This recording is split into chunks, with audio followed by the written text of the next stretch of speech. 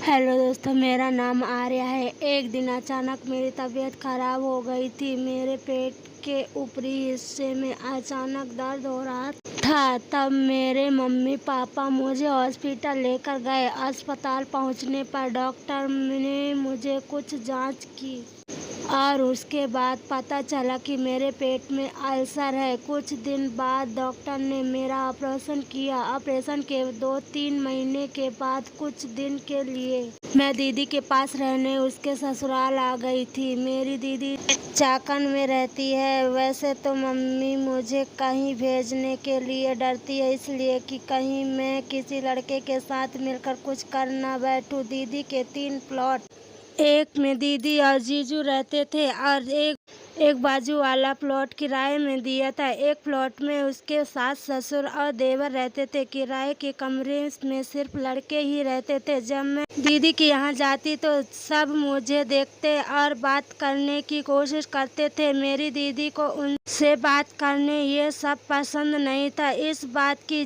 चिंता दीदी को भी थी कि कहीं कोई लड़का मुझे पटा न ले। मेरी दीदी कहती थी कि आजकल लड़के सिर्फ टाइम पास के लिए लड़की से प्यार करते हैं। वैसे तो मैं इससे पहले 1-2 बार दीदी के पास रहकर गई थी। मेरा मन होता है कि मैं दीदी के पास रहूं, फिर मम्मी पापा मना कर देते। इसी पर कभी कभी मेरी लड़ाई हो जाती थी। मेरे जीजू बहुत अच्छे इंसान है। जीजू मुझे बहुत हंसी मजाक करते। जब दीदी की शादी हुई तभी से जीजू मुझे पटाने की कोशिश कर रहे हैं। ऐसा मैंने कई बार नोटिस किया है कि दीदी के सामने भी मुझे छेड़ते रहते हैं, चिढ़ाते भी रहते थे। एक बार जीजू बोले, काश डॉक्टर होता, तुम्हारे पेट का ऑपरेशन मैं कर देता। एक दिन मेरे पीठ में बहुत खुजली हो रही थी। मैंने दीदी से पीठ खुजलाने को कहा। दीदी ने कुर्ती ऊपर करके मेरी पीठ खुजला के ऊपर पाउडर लगा दी और थोड़ी टाइम के लिए ऐसे ही बैठा के रख दिया और वह करने के लिए अंदर चली गई। तभी अचानक से जीजू आ गए और मेरी ब्रा का हुक खोल दिया। जब मेरी ब्रा का हुक खोला तब मुझे पता चला कि फिर जीजू कहने लगे,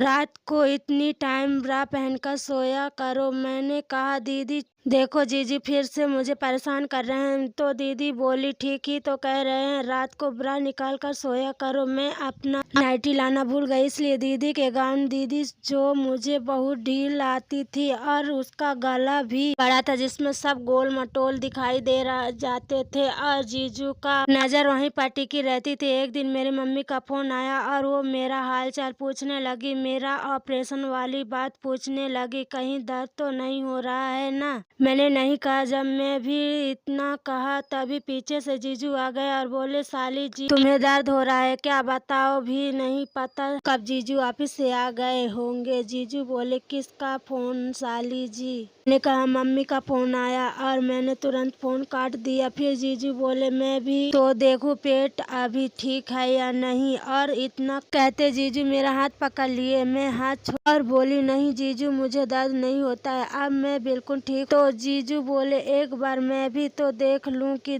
दवाई की जरूरत है या नहीं। जीजू ने मुझे गोद में उठाकर अंदर कमरे में ले गए और डबल बेड पर लेटा दिया। मैं कहने लगी, छोड़े जीजू प्लीज मुझे छोड़ दो। मेरे एक नहीं सुनी। जीजू बोले, जब मैंने तुम्हें तब से मैं पागल हो गया हूँ। मुझे इतनी शर्म आ रही थी कि मैंने बेड की चादर ओढ़ ली थी, लेकिन जीजू ने उसे भी हटाकर अलग कर दिया। मैंने कहा, जीजू प्लीज छोड़ दो, दीदी आ जाएगी।